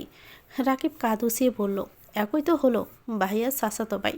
কিন্তু কথা শেষ হওয়ার আগে ভূমি রেগে রাকিবের পিঠে চাপড় মেরে দাঁত কিরমির করে বলে, ভাই মানে হচ্ছে আমার মায়ের গর্ভের ভাই, আর চাচাতো ভাই মানে হলো আমার বাপের বড় ছেলের বউয়ের ছেলে, বুঝলি? আর একবার ওনাকে আমার ভাই বানাতে আসলে এখানেই পুঁতে দিব তোদের। ভূমির যুক্তি শুনে মুখ হা করে সবাই ওর দিকে তাকালে বেংসি কাটে। ভূমিদের এগোতে নিয়েও ওভাবে সামনে দাঁড়িয়ে যেতে দেখে আদ্র এবার সোজা হয়ে এগিয়ে আসে। চোখের সানগ্লাসটা খুলে শান্তস্বরে জিজ্ঞেস করে, সবার পরীক্ষা কেমন হয়েছে? মুখে হাসি টেনে বিস্ময় ভুলে নিজেদের স্যারের প্রশ্নের উত্তরে সকলে একসাথে জবাব দেয়, আলহামদুলিল্লাহ স্যার। উত্তরে আদ্র কেবল হাসে। কিছু বলতে মুখ খুলবে, তার মধ্যে হঠাৎ পিছন থেকে কেউ ভূমির নাম ধরে ডাকে। এ অনাকাঙ্ক্ষিত ডাকে সকলের নজর সেদিকে ঘুরে যায়। আদ্র সহ সবাই পিছনে ফিরে তাকাতেই দেখে ফাইলপত্র হাতে একটা ছেলে এগিয়ে আসছে। উপস্থিত কেউ না চিনলেও ভূমির পরিচিত। ছেলেটাকে দেখে মুখের হাসির রেখা ফোটে, যা আদ্র বেশ খেয়াল করেছে। কৌতূহল নিয়ে তাকায় সেদিকে। আফিফ ভূমির ঠিক পাশে দাঁড়িয়ে হাস্যোজ্জ্বল চেহারায় বলে ওঠে, হে আলিশা, তোমাকে সে কখন থেকে আমি খুঁজছি। তুমি এক্সাম শেষ হতেই কোথায় হারিয়ে গেলে? প্রথমত চমকায় ভূমিকে এই নামে সম্বোধন করা দেখে। ছেলেটা তাদের কলেজের না, আবার পরিচিত কেউ বলেও মনে হচ্ছে না। আদ্র ছেলেটার উপর নিজ খেয়াল করে দেখল। কথাবার্তার তাকানোটা মোটেও পছন্দ হলো না আদ্রের। হাসি মুখ যেন বোতা হয়ে তাতে দখল করে নিল একরাশ কৌতূহল। ব্রুজোড়া জ্বর হয়ে এলো, সামনে তাকিয়ে অপেক্ষা করলো এদের পরিচয় জানার। বুমি সৌজন্যে হেসে জবাব দিল, ফ্রেন্ডরা সবাই দাঁড়িয়েছিল, এজন্য বেরিয়ে এসেছিলাম। বুমির কথায় আফিফ তাকালো পাশে দাঁড়ানো সবার দিকে, হেসে হাত নেড়ে সবাইকে হাই জানালো। সামনে তাকিয়ে আদ্রের দিকে চোখ পড়তে থেমে জিজ্ঞেস করলো, উনি উনি তোমার ভাই রাইট? বুমির রাগে মাথা ফেটে এলো। আজ সবাই তাকে আদ্র ভাইয়ার বোন বানাতে কেন উঠে পড়ে লেগেছে? সবার কাছে ওনাকে ভাই কেন মনে হচ্ছে? জামাই বলে কি কেউ মনে করতে পারছে না? এটাও তো বলতে পারে উনি তোমার বয়ফ্রেন্ড বা হাজব্যান্ড। চোখ বন্ধ করে ভারী এক নিঃশ্বাস টেনে মুখে সচোখ শব্দ করে নিজের বিরক্তি পায়ের তলায় পুষিয়ে নিল। যা হোক, এর সাথে গরম দেখালে চলবে না, এ হাতিয়ার।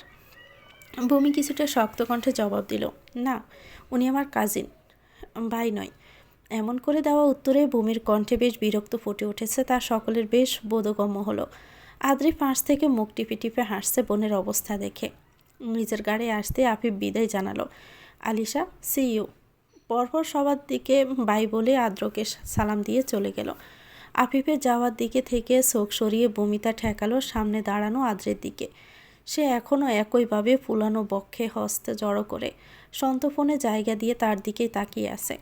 আদ্রের কুচকানো ব্রু আর প্রশ্ন ভরা চাহনি দেখে বমি নিচ থেকে বলে, ও হচ্ছে আফিফ, আমার পাশে ওর সিট পড়েছে। ছেলেটা একটু বিরক্ত হলেও ভালো আছে অনেক, জানেন। বলতে নেওয়া কথা মুখে রেখে বমি দমে গেল, তার বাহিরে প্রকাশ করতে পারল না। আদ্র রেগে কটমট করে তাকায়, ব্রুজোড়া অধিকতর প্রসারিত করে এমনভাবে দৃষ্টি নিক্ষেপ করছে যেন এক্ষুনি মেরে চোখ মুখ অন্ধকার করে ফেলবেন। বমি কিছুটা বিভ্রান্ত বোধ করলো, বুঝলো না এভাবে কেন লোকটা তার দিকে চেয়ে আছে। বমি চোখ ফিট করে তাকিয়ে ধীর গলায় জানতে চাই, কি আমি কি করেছি, এভাবে কেন দেখছেন? বমির কথায় আদ্র নিজের নজর সংযত করে, চোখ সরিয়ে মাথাটা ঝাঁকায়, বুকের কাছে গোছানো চশমাটা টেনে চোখে ঠেকিয়ে স্বাভাবিক কণ্ঠে বলে, বাইকে ওঠো। বমি প্রফুল্ল চিত্রে আওয়াজ তুলে বলে উঠল, আদ্র ভাইয়া আপনি আমাদের নিতে এসেছেন? আদ্র জবাব না দিয়ে বাইকে উঠে বসে হেলমেট লাগাতে ব্যস্ত হয়ে পড়ল। আদ্রের থেকে উত্তর না পেয়ে মুখ ভার করে কিছু সময় সেদিকে তাকিয়ে থেকে উঠে বসল। আদ্রের পিছনে আর তার পিছনে আদ্রি, বাকিরাও বিদায় নিয়ে চলে গেল নিজেদের মতো করে। বাইক স্টার্ট দিতে বমি আদ্রের স্যাপটা ফিটে জাপটে জড়িয়ে ধরল, এমনভাবে ধরেছে যেন না ধরলেই পড়ে ব্যাং হয়ে যাবে। বমি আদ্রকে এভাবে জড়িয়ে ধরতে পেরে মনে মনে হেসে কুটি কুটি হচ্ছে। নিজের আদ্র ভাইয়ের ছোঁয়া পেতে সপ্তদশীর বেশ ভালোই লাগছে। আবেগ জমা হয়ে মনের মাঝে রঙিন প্রজাপতিরা ডানা ঝাপটাচ্ছে। কত শত কল্পনা সেজে উঠেছে, বুকে দুঃখ ফুকানি তীব্র হয়ে উঠছে। শিহরণে সারা শরীরের লোমকূপগুলো সোজা হয়ে আসছে, কিন্তু এতে মেয়েটার কোনো নড়চড় নেই। ভালো লাগছে তো এত কিছু দেখার কি সময় আছে? গাড়ি যত এগোচ্ছে বমির হাতের বাঁধন তত বেশি শক্ত হচ্ছে। ছোট ছোট হাতে আদ্রের প্রশস্ত ছেড়ের মতো চেপটে ফিস্টে যথাসম্ভব আঁকড়ে ধরতে আপ্রাণ চেষ্টা চালিয়ে গেল। এভাবে ধরায় আদ্রের বাইক চালাতে বেশ অসুবিধা হচ্ছে। চলন্ত বাইকে বারবার নড়ে চড়ে উঠছে, কিছু বলতে চাইছে কিন্তু বাতাসের সাই সাই আওয়াজে তা হাওয়ায় মিলিয়ে যাচ্ছে। পিছন অবধি পৌঁছানোর কোনো সুযোগই পাচ্ছে না।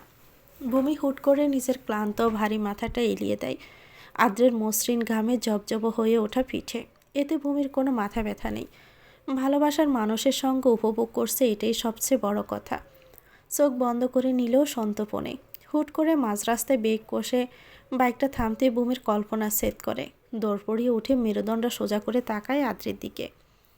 আদ্র মাথার হেলমেট খুলে কটমটে চাহনিতে পিছনে ফিরে তাকায়, শক্ত কণ্ঠে বলে ওঠে, নিচে নাম। আদ্রের কথায় বমির সাথে সাথে আদ্রিও বরকালো। এ মাঝপথে কেন নামতে বলেছে তা বুঝতে না পেরে কৌতূহলী দৃষ্টিতে তাকালো। বমি ভয় পেল সেইভাবে ধরেছে বলে কি আদ্র ভাইয়া রেগে গেলেন? কথাটা মাথায় আসতে শুকনো ডোক গিলে একবার পিছনে ফিরে তাকালো বোনের দিকে। কি হলো, নামতে বললাম না? বাইক থেকে নাম। আদ্রি নিচে নেমে দাঁড়ায়। বাইয়ের আদেশ শুনতে আদ্রি হুটুফুটি করে নেমে পড়ল। ভয়ে বমির চোখ ঘোলা হয়ে এলো।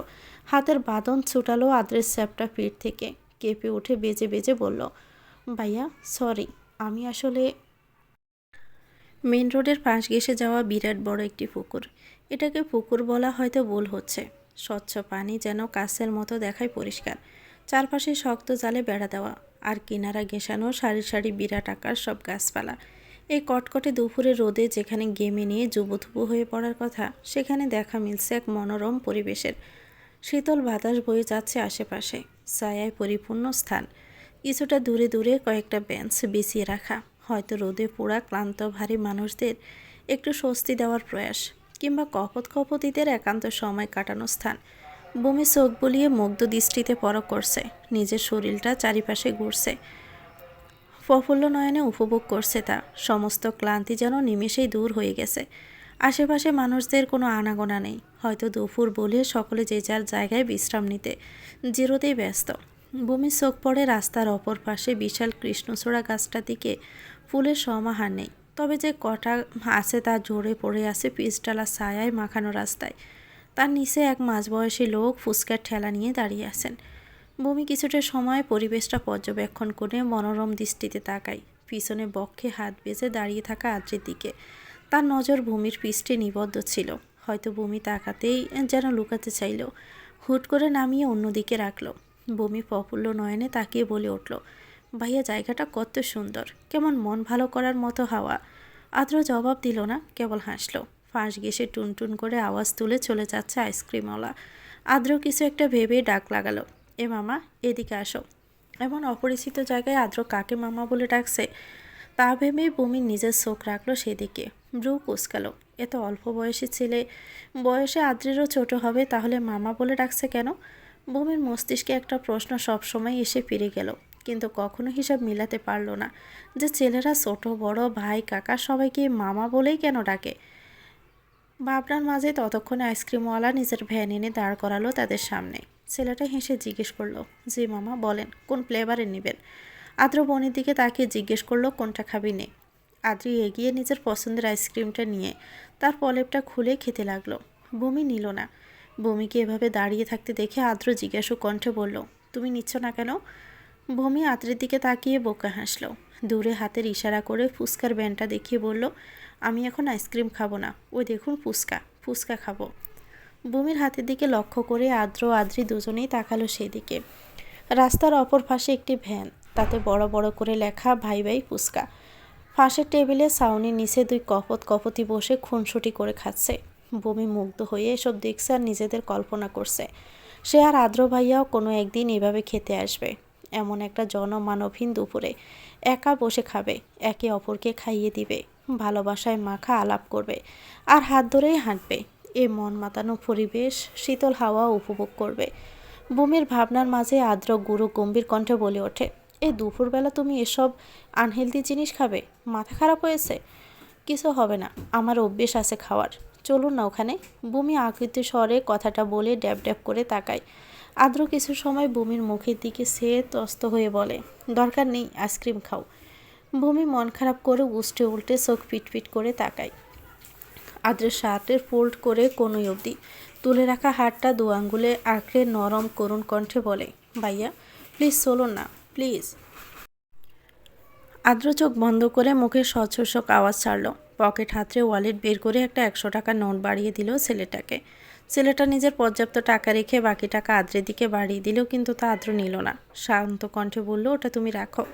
পরপর বিরক্তি দমিয়ে দু হাতে দু বোনের হাত আঁকড়ে ধরল। হঠাৎ এভাবে ধরায় বমি আটকে ওঠে।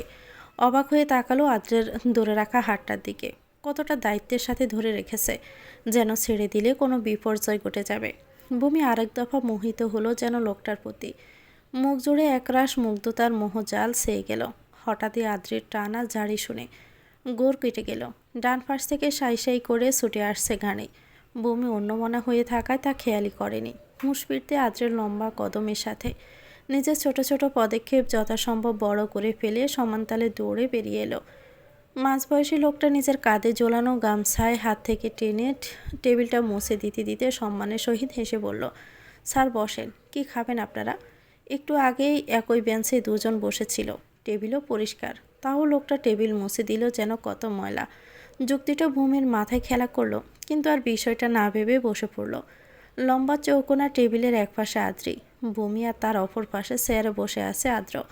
বমি বসে প্রফুল্ল কণ্ঠে বলল, মামা 3টা ফুচকা, একদম বেশি বেশি করে ঝাল দিয়ে।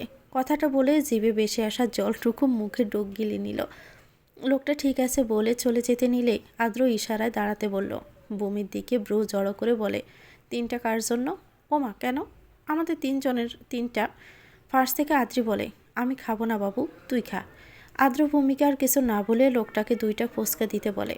লোকটাও অর্ডার দিয়ে চলে যায়। সামনের টেবিলে সাজিয়ে রাখা 2টা ফুচকার প্লেট। বমি আমেজ করে মনের সুখে একটা একটা করে ফুচকা হাতে তুলে নিচ্ছে আর তাতে টক দিয়ে 2 আঙ্গুল দিয়ে যত্ন সহকারে মুখে ঠেকিয়ে নিচ্ছে। সন্তপনে চোখ জোড়া বন্ধ করে মোলায়েমভাবে তা চিবোচ্ছে যেন তারা ব্যথা না পায়। খাওয়ার মাঝে বার কয়েক তাকাচ্ছে পাশে বোনের দিকে আর সামনে বসা আদ্রির দিকে। সে তো মোবাইল নিয়ে এমনভাবে ব্যস্ত যেন বউয়ের সাথে আলাপ করছে। বমি বেজায় বিরক্ত হলো 2 ভাই বোনের হাবভাব দেখে। মনে মনে ভাবল, সে যে এত সুন্দর করে মায়া করে খাচ্ছে, এদের কি একটুও লোভ লাগছে না? কেউ তো তাকাচ্ছেও না একটু। ঢেঁড়সের দল সব। বমি দুজনের দিক থেকে মুখ বাঁকিয়ে নজর ফিরায়। পুনরায় খাবে বলে ইয়া বড় হা করতে আদ্র চোখ তুলে তাকায় বমির দিকে। মাছের মতো হা করে রাখা মুখটা টুপ করে বন্ধ হয়ে যায়। ইস, আদ্রের সামনে নিজের ইজ্জতের ফালুদা সে করতে চায় না। নিজের প্রেমিকের সামনে প্রেমিকা হওয়ার আগেই যদি ফ্রেস্টিস পাঞ্চার হয়ে যায়, সে কীভাবে মুখ দেখাবে? বমি আদ্রের দিকে তাকিয়ে চোখ ফিটফিট করে পলক পেলে দাঁত বের করে বোকা হাসে। আদ্র ব্রু উঁচু নিচু করে পুনরায় দৃষ্টি মোবাইলে নিক্ষিপ্ত করে শক্ত কণ্ঠে বলে, তাড়াতাড়ি খাও, দুপুর কি এখানে কাটিয়ে দিবে? বমি খাচ্ছি বলে মুখে দিতে যাবে, এর মাঝে হুট করে বেশি এলো একটু আগের দেখা দৃশ্য। আদ্রের দিকে আরচোকে তাকিয়ে মনে সাহস জুগিয়ে আহ্লাদি কণ্ঠে বলল, ভাইয়া আপনি একটা খেয়ে দেখুন না, অনেক মজা। উপরে না তাকিয়ে আদ্র গম্ভীর কণ্ঠে না জানিয়ে দিল। বমির মন খারাপ করলো। একটু আগে মেয়েটা কি সুন্দর তার বয়ফ্রেন্ডকে নিজের হাতে আদর করে খাইয়ে দিচ্ছিল, আর ও ওভাবে খাইয়ে দিতে মন চায় নাকি? বমি তটস্থ হয়ে বসলো। আজ তো সে খাইয়েই ছাড়বে। মুখ ভার করে বলল, ভাইয়া প্লিজ, একটা খেলে কি এমন হবে? আমি একা একা খাচ্ছি আর আপনারা নিরীহ দুজন বসে আছেন, আমার তো পেটও ব্যথা করতে পারে। বমির এমন কথা শুনে আদ্র চোখ গরম করে তাকালো, কিন্তু কিছু বলবে তারও উপায় নেই। মেয়েটার ঠোঁট উল্টে করুণ করে রাখা চেহারাটা দেখে আদ্রের বেশ মায়া হচ্ছে। কিভাবে সে না করে দিবে? আদ্র চশোষক শব্দ করে নিঃশ্বাস ছাড়ল। মুখের অভিব্যক্তি পরিবর্তন করে নিরেট কণ্ঠে বলল, ঠিক আছে দাও। আদ্রের সম্মতি পেয়ে খুশিতে বমির মন নেচে কুদে ওঠে। আনন্দ চিত্তে একটা ফুচকা হাতে তুলে নিয়ে তা ধরে আদ্রের সামনে। আদ্র তাকাতে হেসে চোখে ইশারা করে সেটার দিকে। আদ্র ব্রুকুসকে অনীহা দেখিয়ে বলে, এই ছোট্ট জিনিসটা ধরে আমি আমার হাত নোংরা করব? বমি হেসে কুটি হয়ে পড়ে। না চাইতেও আদ্রের থেকে নিজ হাতে খাইয়ে দেওয়ার সম্মতি পেয়ে খুশিতে পেট গুড়গুড় করে ওঠে। উত্তেজিত কণ্ঠে বলে, না না, আমি থাকতে আপনি কেন ধরবেন? আমিই খাইয়ে দিচ্ছি। বমি নিজের মুখখানা কিছুটা খুলে বলে, হা করুন। আদ্র ইচ্ছে না থাকা সত্ত্বেও বমির দিকে সে মুখে পুরে নেয়। বমি উৎকণ্ঠা নিয়ে বলে, মজা না বলুন? মুখে নিতেই চেহারার অভিব্যক্তি পরিবর্তন হয়ে এলো আদ্রের। চোখ মুখ খিসে বন্ধ করে একইভাবে ধরে রেখেছে মুখে, না পারছে গিলতে আর না পারছে ফেলতে। জাল তার জন্য এক কথায় বারণ। ছোট থেকে জাল খাওয়ায় অভ্যস্ত না, সেখানে এসব খাবার তো খায়নি কখনোই। ফেলেও দিতে পারছে না। মেয়েটার এমন হাস্যোজ্জ্বল চেহারার দিকে তাকিয়ে কোনো রকমে মুখ নেড়ে ছেড়ে তা গিলতে ঝালে আদ্রের চোখ গোলাটে হয়ে আসে। শ্যামবর্ণের দেহে চিকচিক করে চিকন ঘামের রেখা দেখা মিলতে থাকে। একটাতে যেন মাথা জিম ধরে গিয়েছে। আদ্র চোখ জোড়া বন্ধ করে নিচের দিকে ঝুঁকে নিজেকে সামলানোর চেষ্টা করে যাচ্ছে। বমির নজর নেই। সে আপন মনে একটা প্লেট শেষ করে পুনরায় তাকায় আদ্রের দিকে। আদ্র খেয়ে বসে আছে দেখে পুনরায় বলে, ভাইয়া আরেকটা খেতে হবে? আদ্র খসখসে বাড়ি কণ্ঠে একইভাবে থেকে জানায়, আর খাবো না, তুমি খাও। বমি ফুচকায় টক দিয়ে সামনে ধরে বলে, নিন, এটা শেষ। জোড়া না খেলে কিন্তু ডালের মধ্যে পড়ে যাবেন। আমি অকালে সাদা শাড়ি পরতে চাই না। বমির কথায় আদ্র মাথা উঁচু করে তাকায়। আদ্রের চোখ এমন লাল হয়ে গিয়েছে দেখে বমি ভরকে যায়। সাথে আদ্রিও চিন্তিত কণ্ঠে বলে, ভাইয়া কি হয়েছে তোমার? জাল লাগছে? বমি গা ছাড়া ভাব নিয়ে বলে, কই জাল? এই সামান্য জাল খাওয়া কোনো ব্যাপার নাকি? কিছুটা হাস্য কণ্ঠে বলে, ভাইয়া আপনি এটুকু জাল খেতে পারছেন না? বমির কথা শেষ হতে আদ্র হাতে থাকা ধরে থাকা ফুচকাটা গপ করে নিজের মুখে পুরে নেয়। বমি বরকে যায়। আদ্রের যে বেশ ঝাল লাগছে তা ওনার মুখ দেখে স্পষ্ট বোঝা যাচ্ছে। সেতে একটু রাগাতেই কথাটা বলল। আদ্রের চেহারার বর্ণ পরিবর্তন হয়ে এলো। চোখ মুখ শক্ত করে খিচে রেখেছে। খুসখুস করে কাশি উঠতে শুরু করছে। বমি উঠে দৌড়ে এগিয়ে ভ্যানের পাশ থেকে পানি নিয়ে এসে আদ্রকে দিতে চাই পানিগুলো। হয়তো এনেছে অনেক সময়, যার কারণে অনেকটা গরম হয়ে আছে। এগুলো খেয়ে লাভ নেই, বরং গরমে জালের পরিমাণ আরও বেশি লাগবে। বমি এদিক সেদিক তাকিয়ে হাহুতাশ করছে। কোথাও দোকান নজর পড়ছে না যে পানি নিয়ে আসবে। নিজের উপর রাগ হলো এবার। কেন শুধু শুধু ঢং করতে গেল? তারও বা দোষ কি? কখনো তো শুনিনি যে আদ্র ভাইয়া জাল খেতে পারেন না। রাগের সাথে একদলা অভিমান জড়ো হলো নিজের প্রতি। সে তো আদ্রের বিষয়ে কিছুই জানে না, তবে তাহলে কেমন ভালোবাসা হলো? মুমির চোখের কোটরে পানি জমা হয়ে এলো। আদ্রি ভাইয়ের মাথায় হাত বুলাচ্ছে, শান্ত করতে চেষ্টা করছে। বুমি এগিয়ে কিছু বলতে চাইলেও কিন্তু তার আগে আদ্র হেঁচকা টানে বুমিকে নিজের কোলে বসিয়ে নেয়। হুট করে ঘটে যাওয়া ঘটনায় বুমি হকচকিয়ে ওঠে, চোখ বড় বড় করে তাকায় আদ্রির দিকে। কিছু বলতে নিবে আদ্র ঝুঁকে বুমির কাছে চলে আসে, দুহাত দুপাশে পেলে আবদ্ধ করে ফেলে বুমির শরীর। বুমি উঠতে চটপট করে বিতু আটকে যাওয়া কাপা কণ্ঠে বলতে চাই, ভাইয়া কি করছেন? কথা সম্পূর্ণ হলো না। আদ্রের শক্ত হস্তে তর্জনী আঙ্গুল বুমির সরু চঞ্জুতে ঠেকিয়ে ধরতে চুপ হয়ে যায়। সপ্তদশী কোমলতায় স্পর্শ করলো এই ছোঁয়া। আদ্রের শিথিল মসৃণ চাহনি, নেশাক্ত অক্ষিপট সামনের রমণীতে নিবদ্ধ রেখে কণ্ঠ খাদে নামিয়ে হাসকি কণ্ঠে বলে, আগুন জ্বালানো দায়িত্ব যার, বোঝানো দায়িত্ব কিন্তু তার। আদ্রের মাদকতা মেশানো কণ্ঠে বুমি থমকে গেল। বক্ষস্থলে অবস্থিত যন্ত্রটা অতি দ্রুত মাত্রায় ধরাস ধরাস করে লাফাতে লাগলো, যার দোকফুক শব্দ এই আস্তরণ ছিঁড়ে স্পষ্ট দূর দূরান্তে ছাড়িয়ে পড়েছে যেন। দুজনে এতটা কাছে, যার মাঝের পারাক মাত্র কয়েক ইঞ্চি। দুজনের নিঃশ্বাস একে অপরের মুখের উপর আশ্রে পড়ছে। বমির হৃৎপিণ্ডের সমস্ত শিরা উপশিরা হিমশীতল বরফের ন্যায় জমি গিয়েছে আদ্রের এই ভারী নিঃশ্বাসে। অনুভূতি শূন্য হয়ে অবিবিতর ন্যায় কেবল চেয়ে আছে। আদ্রের এই সম্মোহনে চাহনিতে মেয়েটার মাথা থেকে বেরিয়ে গিয়েছে তারা যে এই মুহূর্তে রাস্তার মাঝে বসে আছে। আদ্রের চুপসে যাওয়া চেহারাটা পরখ করছে খুব সামনে থেকে। তার মাথার ব্রেন কাজ করছে না কেন? তাকে পাকা হয়ে গিয়েছে? বমি কিছু বলতে চাইছে, উষ্ঠজোড়া কেঁপে কেঁপে উঠছে বারবার, কিন্তু পারছে না বলতে কথাগুলো।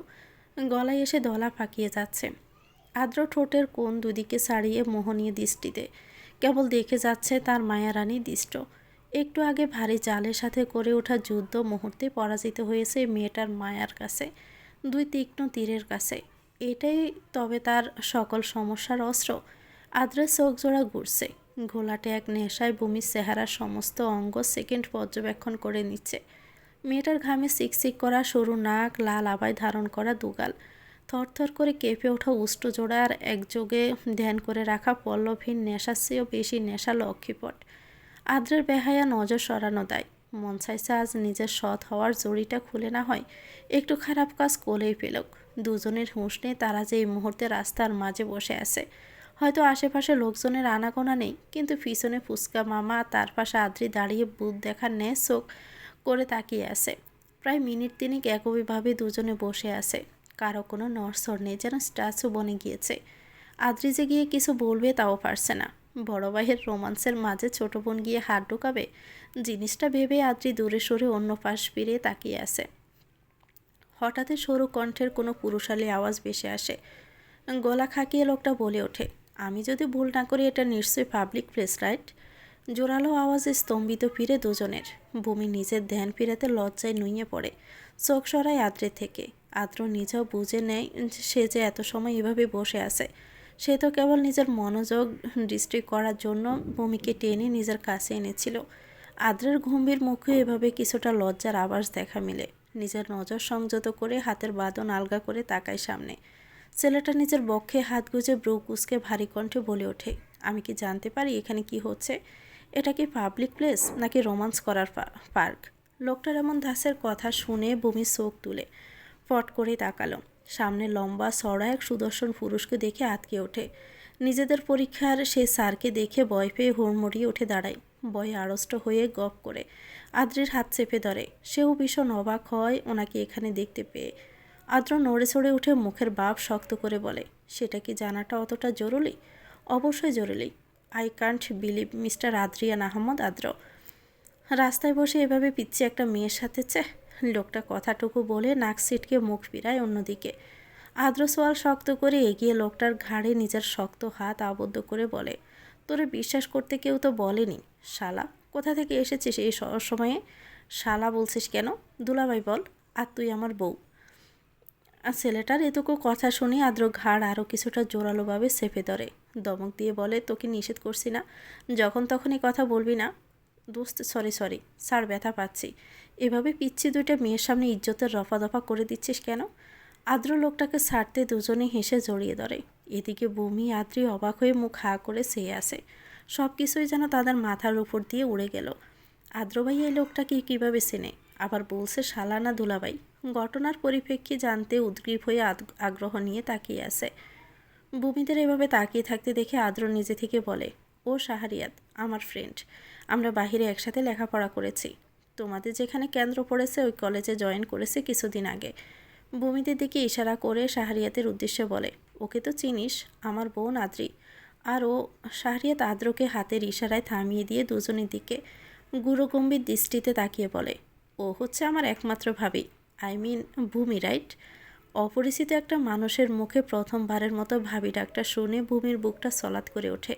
শরীরে লোমকূপ জুড়ে একটা ভালো লাগার শিহরণ বয়ে যায় যেন। ভূমি জল চোখে সামনে তাকায়। মনে মনে ভার কয়েক মাত্র শোনা কথাটা আওড়ায়, ভাবি? আদ্র ভাইয়ের বন্ধু তাকে ভাবি বলে ডাকছে। তার মানে আদ্র ভাইয়া আমাকে নিয়ে অনেক বেশি সিরিয়াস। আমাকে নিজের বন্ধুদের কাছে কি বউ বলে পরিচয় দিবেন? কথাটা ভেবেই ভূমির লজ্জায় আইডাই করে উঠল। মুখ ডাকতে মন চাইছে।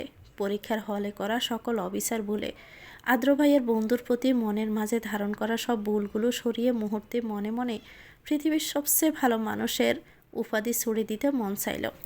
আদ্র চোখ রাঙিয়ে শাসি ওঠে। কিছুটা অবাক হয়ে তাকাতে শাহরিয়াত হেসে বলে, হলে দেখেছি। আর ওর নাম স্পেশালি মনে থাকার কারণ হলো লোকটা তার দিকে তাকিয়ে এটুকু কথা বলতে ভূমি ভয়ে মুখখানা চুপসে যায়, শুকনো ডোক গিলে। মনে মনে আড়ষ্ট হয়ে যায়, উনি কি বলে দিবেন সে যে দুবার ধরা পড়েছে পাশের জন থেকে দেখে লিখতে গিয়ে, তাও আবার এই লোকটার কাছেই। শাহরিয়াত থেমে যেতে দেখে আদ্র প্রশ্ন করে, কি কারণ বল? শাহরিয়াত হাস্য কণ্ঠে ভূমির দিকে তাকিয়ে ভ্রু নাচিয়ে বলে, কি পিচ্ছি বলবো? পিচ্ছি ডাকটা শুনে ভূমির বেশ রাগ হলো। একটু আগেই না ভাবি ডাকলো, এখন আবার পিচ্ছি করছে। সেটা ডাকলে কি ক্ষতি হতো? কিন্তু কিছু বলল না। মুখে অসহায়ত্ব রেখে জ্বরের বেগে দুদিকে মাথা নাড়ল। আদ্রে দুজনের দিকে তাকিয়ে ভ্রু প্রসারিত করে শক্ত কণ্ঠে বলে, কিছু বলছিস না কেন? কিভাবে বল? শাহরিয়াত মুখ টিপে হেসে বলে, সেটা শালিকা দুলাভাইয়ের মাঝে সিক্রেট থাকুক। তো ভিউয়ার্স, গল্পটির নাম হচ্ছে চেয়েছি তোমার হতে। এটা গল্পের 10ম অংশ। পরবর্তী অংশ পেতে চ্যানেলটিকে সাবস্ক্রাইব করে আমাদের সাথে থাকবেন। ভিডিও ভালো লাগলে একটি লাইক দিয়ে দিবেন, কমেন্ট করে জানাবেন কেমন লেগেছে। আল্লাহ হাফেজ, আসসালামু আলাইকুম।